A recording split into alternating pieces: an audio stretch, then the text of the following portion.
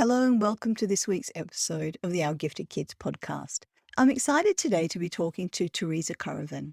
She's a psychotherapist, an author, a parent coach, and a parent of a gifted child. And today we talk about understanding extreme behavior in gifted boys. We talk about how boys tend to externalize their feelings and how perfectionism, their strong wills, sensitivity, and that really strong sense of justice that we see in gifted kids, what it has to do with that behavior that they're externalizing. Teresa is a licensed marriage and family therapist. She's a parent coach and a school therapist for the San Francisco United School District. She consults and speaks to schools about twice exceptionality and differently wired learners. Years ago, her own child was having difficulty in school, both socially and academically, and she became frustrated trying to figure out how to navigate the world of professionals and educators. And because of this journey, she developed her own method of assessing children, which she calls the Caravan Protocol. And we talk a bit about that in the episode today as well. Off the back of our episode last week, which talked about meltdowns and anger and perfectionism, this episode dives a little deeper and we talk just about boys and how all these things come together and what we need to look for as parents and teachers. If you enjoyed today's episode, please leave a review on your podcast player of choice because it helps other parents find us. You can subscribe at ourgiftedkids.com and get your show notes sent to you. There's also free ebook or course on the website, or you can join our Facebook group or check us out on Instagram. I hope you enjoyed today's episode and we'll see you soon. Hi, I'm Sophia Elliott. As a parent of 3 gifted kids, I'm here to talk about all things gifted because I've been isolated and uncertain and I felt like that parent. Then I found peace of mind, support, and my community. This podcast is about sharing that journey, actually parenting gifted kids, and connecting with advice and support. So we have everything we need for every member of our family to thrive. This is the Our Gifted Kid podcast. Hello and welcome to today's podcast. I'm absolutely delighted to be talking to Teresa Currivan. She is a psychotherapist, a parent coach, author of 2 books, and mother of a gifted child. She's also the creator of the Caravan Protocol, which is an assessment tool used to help parents and teachers to identify and address the complex concerns of differently wired learners. So Teresa, welcome today. It's really lovely to be catching up. Tell us a little bit about yourself. What do you do? Hi, thank you so much for having me today. I'm really excited to be here and to chat with you. I am coming from San Francisco Bay Area, California. I am a licensed marriage and family therapist in the state of California, and I do parent coaching and assessments all over the globe now for gifted and TUI families. When earlier in my career, I was diagnosing preschool children. And I really wanted to be thorough. I went to grad school, obviously, and I got my license and I went to postgraduate training. And I had tons, I was a little overtrained, but I wanted to be thorough. We had people come in and talk on every different possible area and population. And interestingly enough, giftedness was never part of that. Giftedness is always thought of as a school thing, not a mental health issue.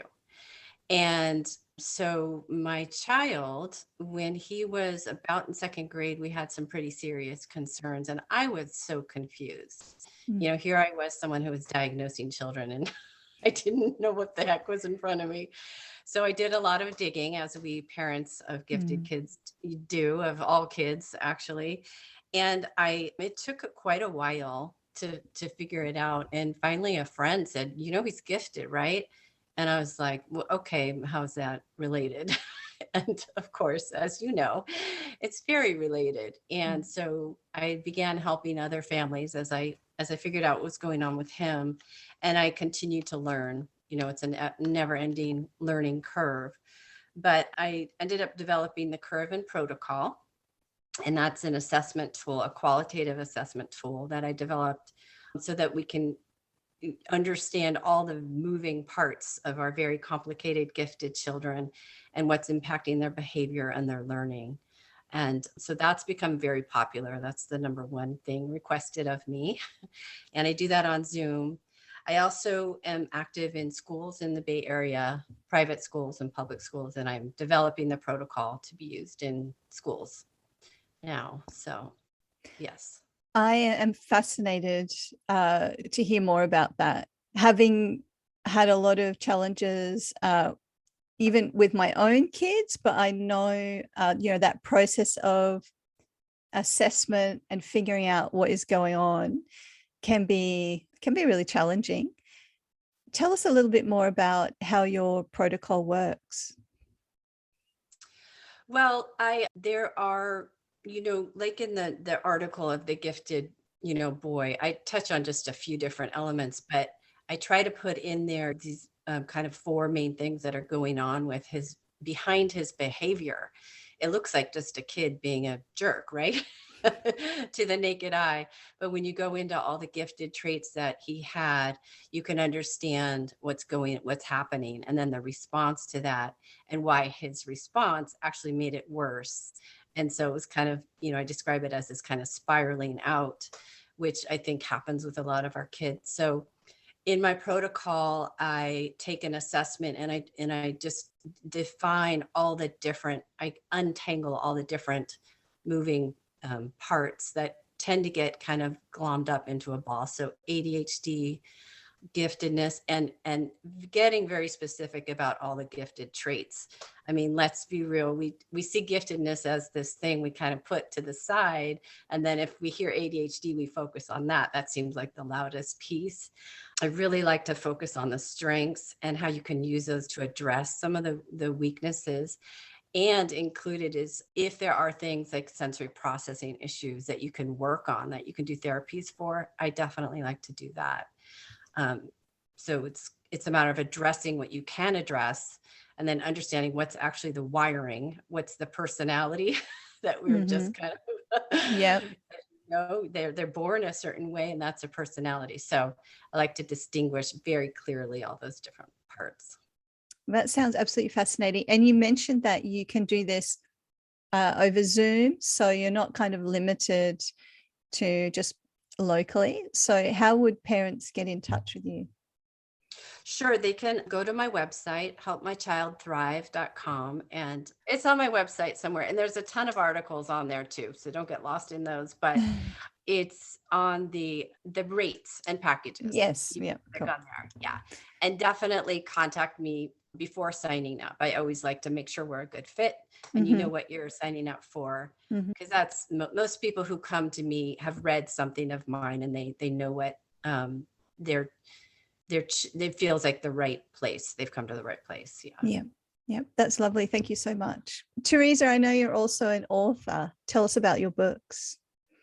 Yes. So I wrote the book, My Differently Tuned In Child, The Right Place for Strength-Based Solutions. I have it here if you're watching on video. And that's also, you can find that on my website.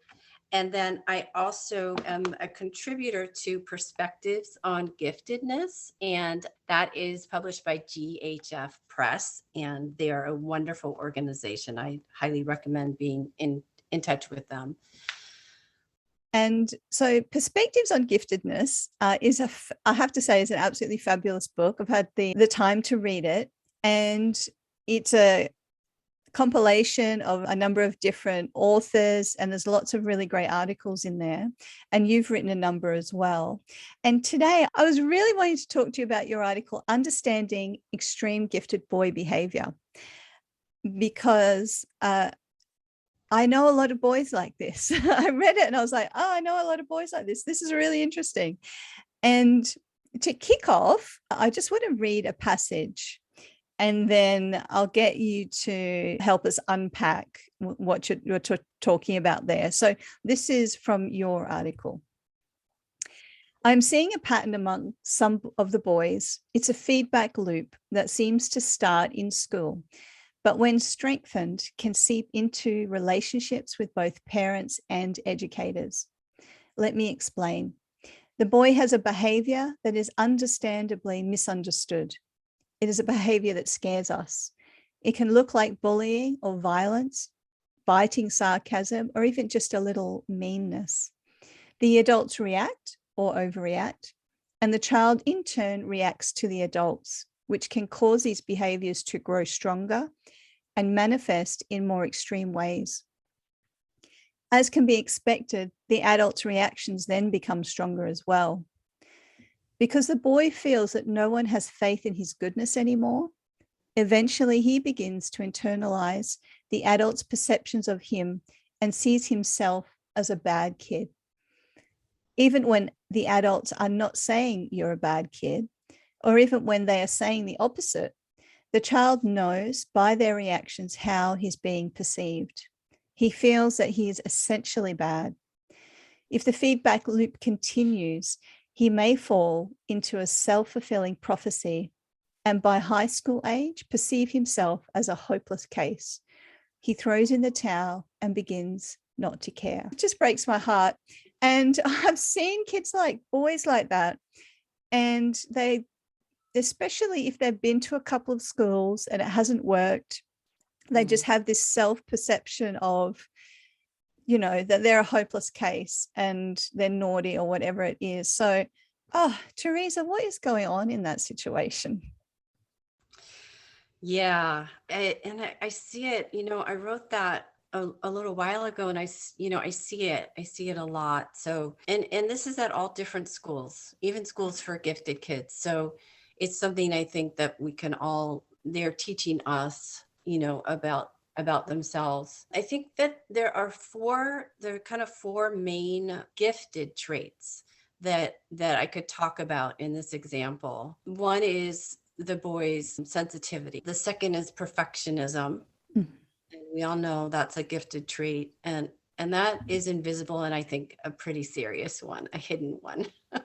They're all kind of hidden. A strong sense of justice and fairness, and a strong will. So the way that it comes up is, all these things kind of get tangled together after a while, but his sensitivity, so he does something and the teacher's reaction, how he perceives, even if someone isn't saying it. But a lot of our gifted kids are also empaths, and they can feel pretty strongly how we are reacting to them. And even if we've just had a bad day, or a teacher is stressed, or they don't have time, that, they might accidentally take their anger out on a child, and that feels huge. It can feel really big to them. Perfectionism, obviously, he's internalizing it, and he's got his sense of how he wants to be perceived, how he wants to please his teachers, how he wants to please himself. He wants to get things right in school. And so he's judging himself, even if nobody else is. Our gifted kids tend to do that. And the more gifted they are, all these factors seem to be a little more extreme. Yeah. Yeah. The strong sense of justice and fairness might be where it all began, in this situation on the schoolyard. He saw somebody doing something wrong to another child, or he saw, or something happened to himself. Either way, usually the reaction is just as strong. And he's going to set it right because, obviously it's wrong. Very clearly. Yeah. Black and white for many of our kids. And that's where it can go wrong. And if they see it happening over and over and the adult's not responding correctly, they just get furious. Yeah. And then the strong will. Can you just let it go? Can you? Can you? And that's where the strong will comes in. And all of this can be worked on, but it takes a while. And for a very young child, a lot of us adults are not there yet. Yeah. with one or more of these things. So when they get all tangled together, you can see how they become more and more intense given the adults' reactions. And then the parents, if they don't understand what really happened, or there's no advocate. Sometimes you'll get another kid on the yard who will say, yeah, this really happened. It wasn't his fault. And that's, thank goodness for those situations. But often these kids end up they don't defend themselves either. They just don't think they have to half the time. So that makes it even more complicated. But I think the main part that we have control over, teachers and parents, is that in my scenario, the teacher practiced mindfulness with the boy. And the mom knew this, and the mom knew that the boy, connected with this mindfulness teacher, who, and I think, when you ever go and learn about mindfulness, they teach you first, and it's the adult. So Yeah. when we learn mindfulness, which just means being aware of your own feelings, in any given moment. If an adult can be aware, okay, yeah, I'm getting triggered right now, I'm upset, that goes a long way with the children, because then they trust the adult. And that's what happened in this situation. I think the teacher was able to step back, and then she also used the intellectual side of things to say, look, here's someone else who fought for justice. They waited till ripe old age, and then they they had their say. But I always say, you don't want to end up in jail, because you can't do much from jail. You can't do much when the adults don't trust you. And so it's those four things. There's usually more. And if you have a 2E child, there's often many more things going on. But it usually starts with a very simple feeling of injustice like this.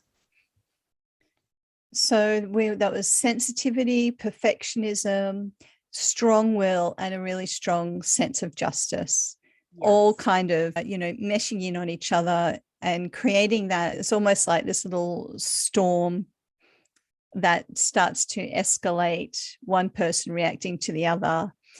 And what your story is saying is, when that pattern gets repeated enough and enough, the boys just kind of internalize that idea that it's their fault, they're naughty, and they're the one kind of getting it wrong. But they're actually just applying all of those gifted traits, but it's just in those early years, they don't have the skills for that sense of justice and the strong wills and the sensitivity, and perfectionism is getting in there, and it's kind of getting in the way. So I can see how that kind of, because there's this tendency with gifted kids, because in many ways they're so incredibly mature, and then they have brains like adults, but the reality is they're kids, and their life experience is so much shorter. They don't often have the skills or experience on that emotional level or in other ways. And that can kind of lead them into trouble when they've got this amazing sense of justice and strong will. So in your article, like you said, there's a bit of a scenario, and in that situation, the mother was able to talk to the son about kind of what happened, and unwrap that strong sense of justice and the strong will, and figure out what was underneath his behavior, and then take that to the teacher. And thankfully the teacher was able to sort of take a step back, look beyond the behavior. Because would you say, I think what's really hard, I think for boys in particular, is sometimes an adult's inability to look beyond the behavior to actually what's going on underneath. Yeah, I mean, when you're out of school, if you're a teacher and you're listening to this, I think teachers will get this. There's so much going on in the yard. It's almost impossible for a teacher to be able to recognize this, to track this. It's understandable. Yeah. Yeah. And I do think that the mother's choice in which teacher to talk to about this helped also. Because not every teacher has the bandwidth to deal with something this complex.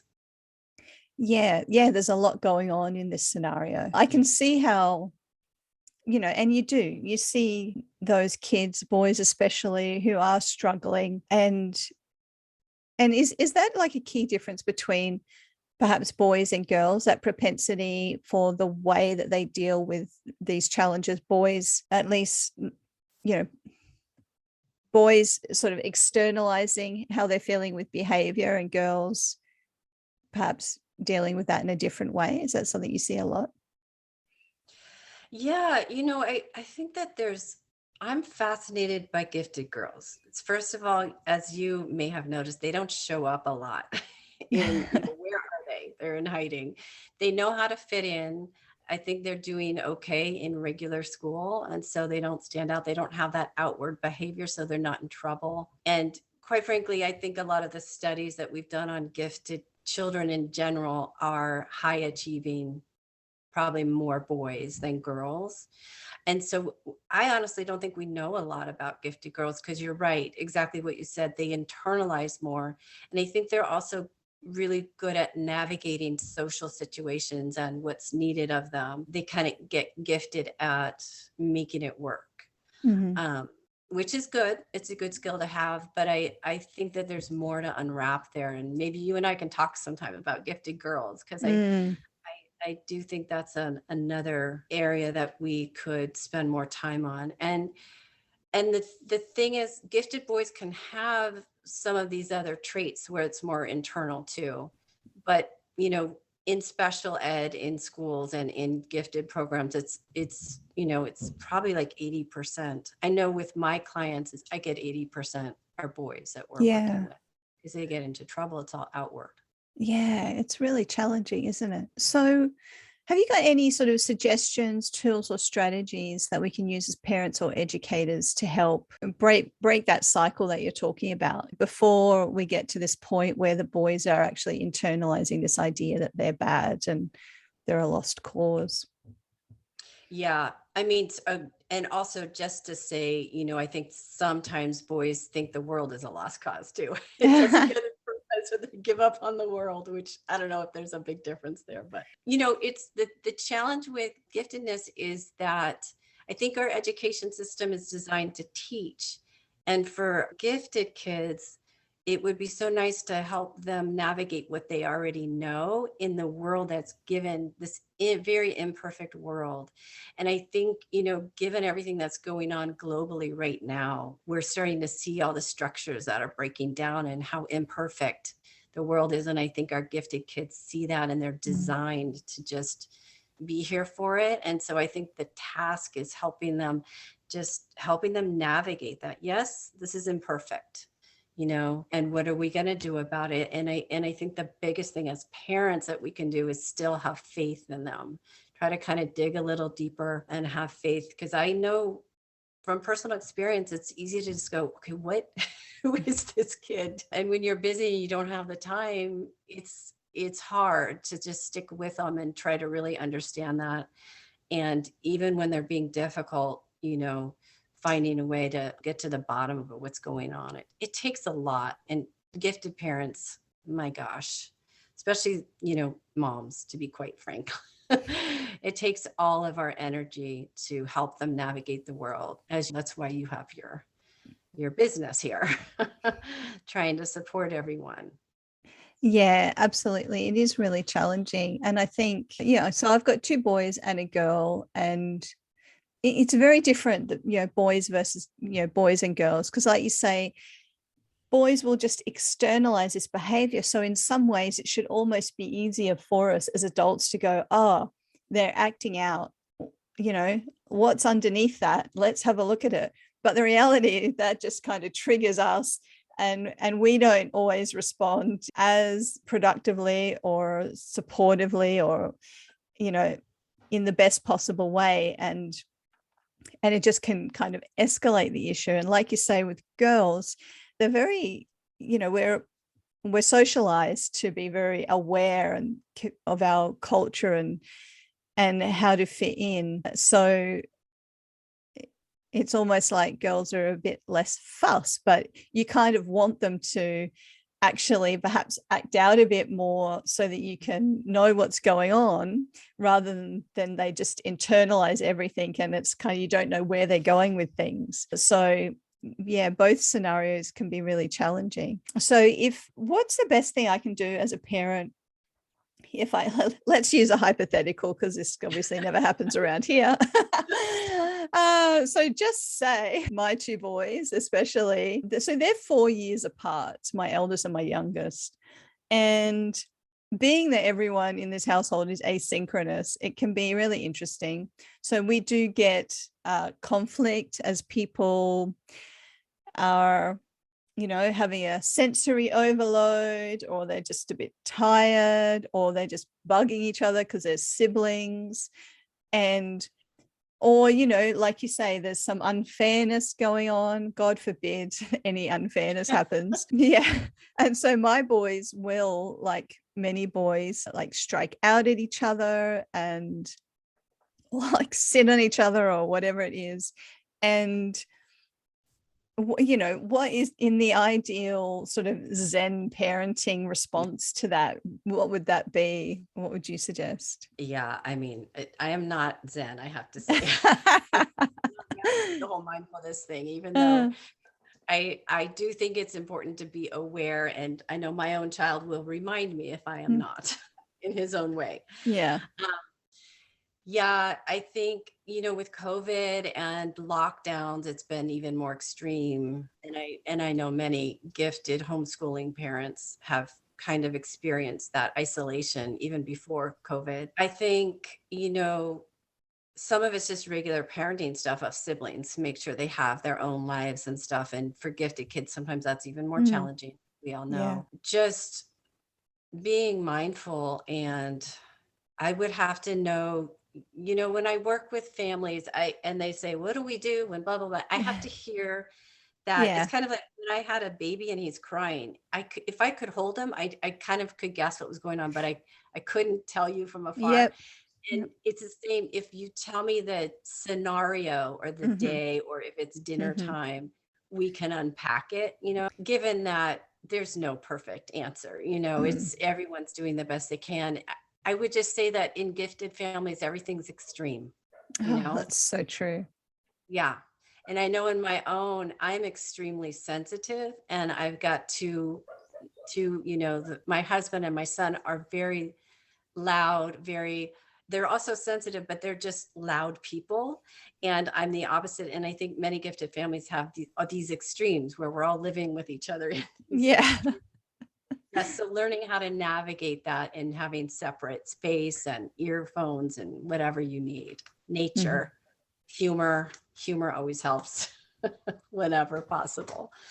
Yeah. Yeah, absolutely. If you can diffuse with a bit of humor, that's always good. Yeah, we've got one child in particular who has just a very cheeky sense of humor, and if we can tap into that, that will help break that moment down and get them in a place where they're easier to kind of say manage, but we can kind of work through whatever's going on. But you're quite right. And I know that with my own kids as well, it's the context means everything. So, like and I'm the same. I would respond differently if it was in the morning versus after school versus a bit later, because it's like after school, I'm already kind of on alert after school because, it's my youngest first year at school. So he is just tired from adapting. I know that my daughter will often have a meltdown after school because she's had to cope all day, and we're obviously Cultivate it still, all together. yeah, Yeah. that's right. So we're still trying to help her with that. And then I Mhm. know my eldest, he just loves to read at the best of times. I think he reads to regulate. And so, yeah, it's like you say, it's the context of everything. I'm already on alert. And it's the noise they make when they make they'll play. And I'm like, this is okay, but in about 3 minutes, that's going to get out of hand. Someone's going to get hurt. I'll give them 1 minute and then I'll be like, right, 5 minutes on the trampoline, one at a time, or yeah, let's do this instead. So yeah, it's a very contextual, and it's a very tricky, because like you say, giftedness, it's so freaking extreme and intense. Mhm. And I think that's just a nice thing for parents to hear.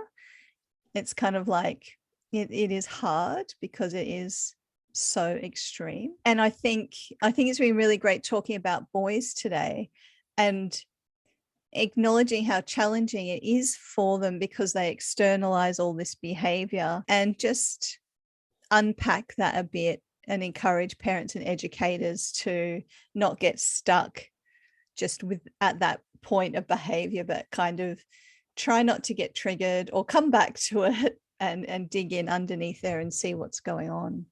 Yeah, and forgive yourself when you do get triggered, Oh, because we all do. yeah, totally. Yeah. Yeah, absolutely. When I had my second, my first was a 2 and a bit. I had my second, and as everyone knows, having kids is hard those early years. I was really struggling at that point, and so I had this little chalkboard on my kitchen cupboard door, and I wrote on it days since mummy meltdown.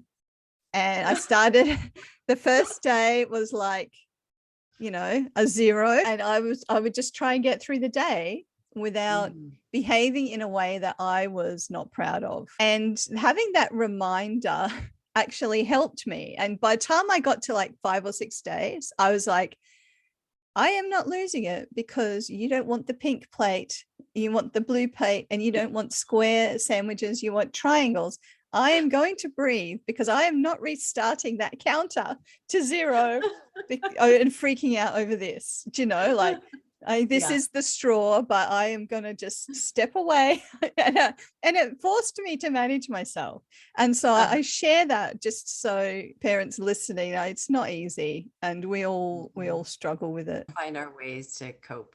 Yeah, absolutely. Teresa, it's been lovely to dig into boys with you. I think it's something we really need to be aware of and on the lookout. Our gifted boys are so complex.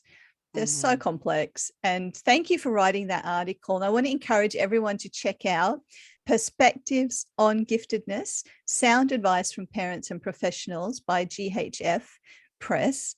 And Teresa is one of the authors. She's got a few articles in there, and it's full of really great articles. It's a lovely resource. And I just want to thank you very much for joining us today. It's been really lovely to have a chat.